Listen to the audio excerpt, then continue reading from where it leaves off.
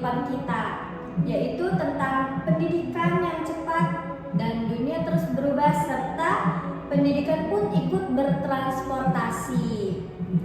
Nah, sebelumnya di sini saya tidak sendiri. Saya ditemani dengan narasumber kita yaitu Kak Aul. Halo Kak Aul. Halo. Terima kasih ya sudah mengundang saya di podcast kali ini. Ini podcast perdana saya loh. Saya senang banget karena saya udah diundang di sini dan saya tuh senang sekali karena bisa berbagi pandangan tentang pendidikan di masa depan atau di masa yang akan datang 10 sampai 20 tahun ke depan nanti. Terima kasih Kak Aul. Dan hari ini kok ini lagi sih? Oke teman-teman, kita langsung aja ya mulai pembahasan hari ini. Pasti banyak nih dari kalian yang bertanya-tanya tentang bagaimana sih pendidikan di masa yang akan datang. Apakah pendidikan di masa depan tuh akan berubah dan sekolah fisik tuh akan dihilangkan atau masih membutuhkan sekolah fisik atau sekolah konvensional. Nah, menurut Kak Aul nih, perubahan apa sih yang paling besar di masa depan yang mungkin akan terjadi? Apakah sekolah fisik itu akan tergantikan oleh EA atau memang tidak akan tergantikan? Jadi menurut Kak Aul tuh bagaimana gitu? Kalau menurut aku ya, perubahan yang paling besar yang akan terjadi pada 10 sampai 20 tahun ke depan ya Kak, itu tuh tentu aja pada cara belajar si siswa tersebut.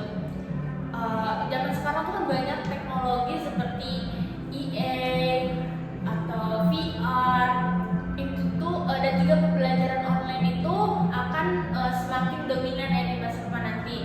Tapi tentu aja di masa depan nanti itu kita akan tetap memerlukan sekolah tatap muka atau sekolah fisik untuk sebagai ruang interaksi sosial si siswa ini dan juga pembentukan karakter si siswa tersebut. Karena kalau misalkan EA kan cuman ngasih tahu apa ya, pertanyaan yang mungkin kita nggak ngerti ya. Kalau di sekolah kan ada guru yang menjelaskan kayak apa ya, memberi kita motivasi mungkin kalau misalkan kitanya lagi kurang semangat belajar gitu. Nah, lalu bagaimana sih sistem pendidikan? Apakah akan berubah dalam 10 atau 20 tahun ke depan?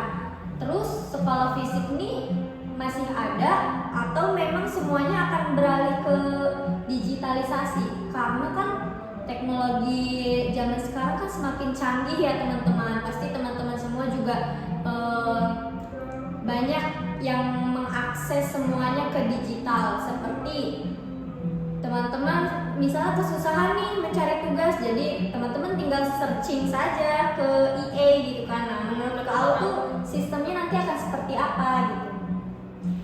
Kalau menurut aku apa ya, 10 sampai 20 tahun ke depan itu sekolah fisik itu kemungkinan masih ada loh Kak, masih akan diberlangsungkan lah gitu, tapi mungkin bentuknya lebih fleksibel aja gitu. Terus teknologi seperti AI itu bisa ngebantu si siswa ini untuk belajar dari rumah atau di mana aja, mungkin kalau dia lagi di luar gitu loh. Tapi tetap aja siswa ini tuh tetap butuh interaksi sosial sama orang-orang yang ada di sekitarnya. Terus juga kemungkinan ya akan ada kombinasi pembelajaran hybrid, kayak sebagian itu di kelas, sebagian di online gitu. Kayak pas COVID aja kan, kayak kita tuh sekolahnya kayak di sesi-sesi gitu loh, ya kan. Nah, baik. Lalu apakah EA itu bisa menggantikan peran guru Kak Aul? Karena kan banyak sekali ya di EA zaman sekarang tuh bisa mempermudah kita mengakses segala hal gitu. Apakah IA itu bisa menggantikan peran guru bagi para siswa?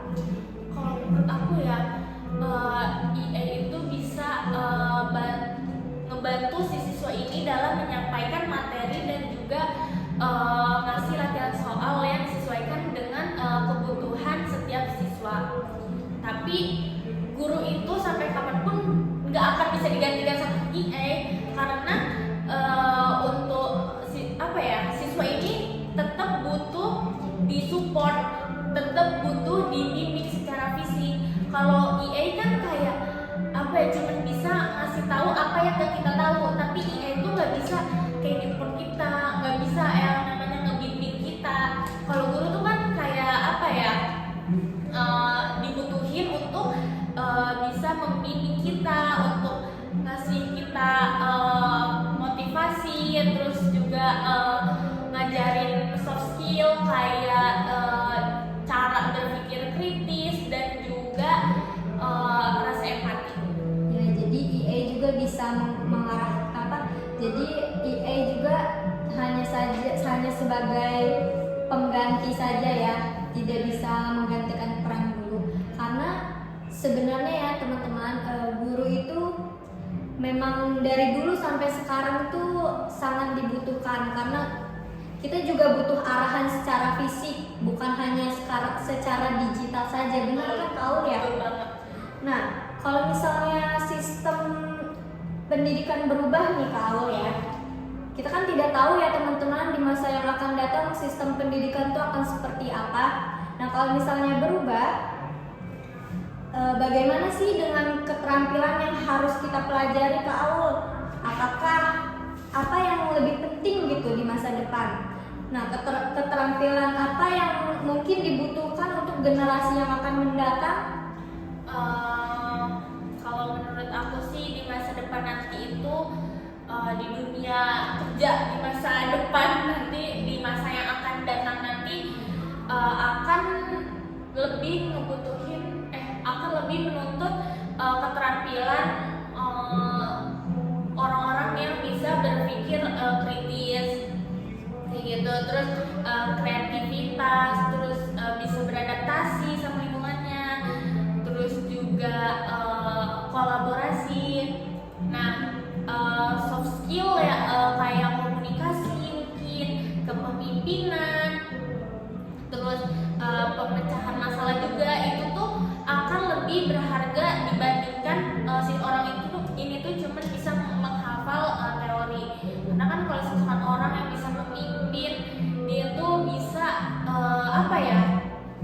bisa ngebimbing si bawahannya gitu loh di tempat kerja dia nanti gitu.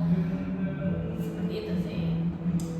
Nah Kak Aul, apakah coding dan EA itu harus diajarkan sejak dini atau memang harus pada waktu tertentu saja nih Kak Aul? Coding ya, harusnya sih kayak bisa sih ya, kayak tipis-tipis kayak sebagai dasar aja sih Kak. Soalnya banyak pekerjaan di masa depan nanti itu yang akan ngelibatin banyak teknologi. Jadi pemahaman tentang coding, data, dan juga EA itu tuh akan jadi keuntungan besar bagi generasi yang akan datang. Jadi kita harus punya basic skill kayak coding, harus bisa data kayak gitu sih. Iya benar sekali ya Kak Aul ya.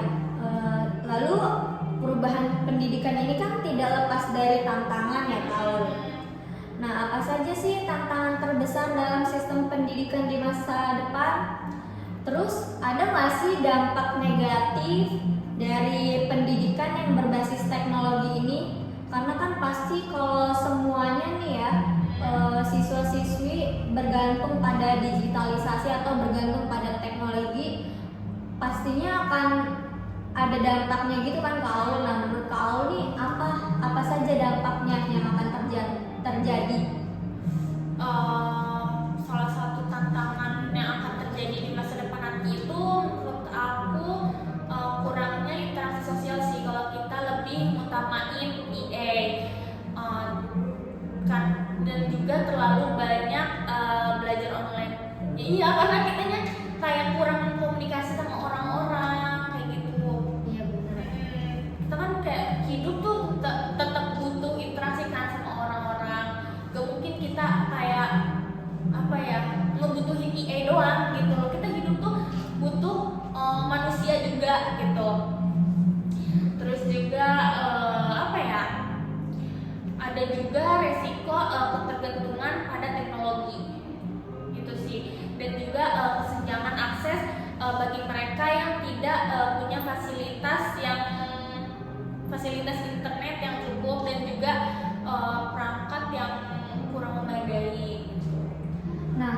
kira-kira kalau misalnya kita nih bergantung pada EA gitu, sekarang kan zamannya digitalisasi ya, nah, pasti kan kalau kita terus-terusan bergantung gitu, kita akan lebih tidak percaya diri kan karena kurangnya interaksi. Nah, menurut Kak Aul tuh bagaimana gitu cara untuk mengatasi itu?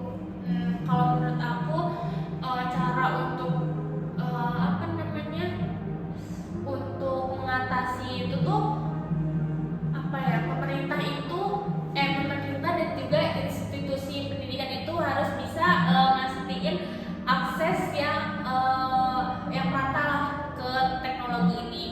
Kayak contohnya itu nyediain internet gratis untuk siswa yang kurang mampu. Mungkin waktu COVID kan kita tuh waktu aku zaman sekolah ya, waktu COVID itu tuh kayak ada paket internet gratis yang masuk ke nama kita setiap bulan. Karena kan waktu COVID itu ekonomi di Indonesia tuh beneran yang down banget. Jadi kayak pemerintah tuh kayak ngasih paket internet gratis itu buat si siswa ini tuh bisa belajar dari rumah seperti itu. Dan juga selain itu tuh sistem pembelajaran itu harus tetap inklusif ya, nggak hanya untuk mereka yang punya keterampilan di bidang teknologi aja kayak ini gitu. Tapi bisa juga ya dipakai untuk ini kalau untuk secara sekolah fisiknya kayak gitu. Iya bisa. Wah, menarik sekali Kak Aul ya. Nah, jadi pendidikan di masa depan itu ya teman-teman bukan hanya soal teknologi saja loh, tapi juga tentang bagaimana sih manusia itu tetap mempunyai peran penting dalam proses belajar. Oke Kak Aul ya, baik, terima kasih. Terima kasih banyak atas pembahasan-pembahasan yang menarik ini, atas sharing ilmunya. Ini sangat berguna sekali untuk teman-teman semua yang mungkin nantinya akan menonton video podcast kali ini. Pastinya akan sangat bermanfaat ya teman-teman bagi kita semua, terutama dalam mempersiapkan diri karena nantinya kita akan menghadapi masa depan, masa yang akan mendatang.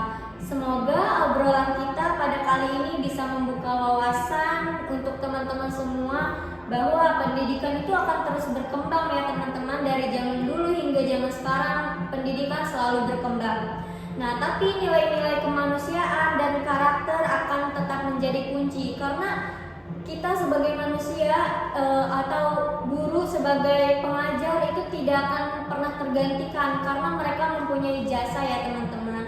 EA itu hanya sebagai pengganti saja. Oke teman-teman, sampai di sini dulu ya.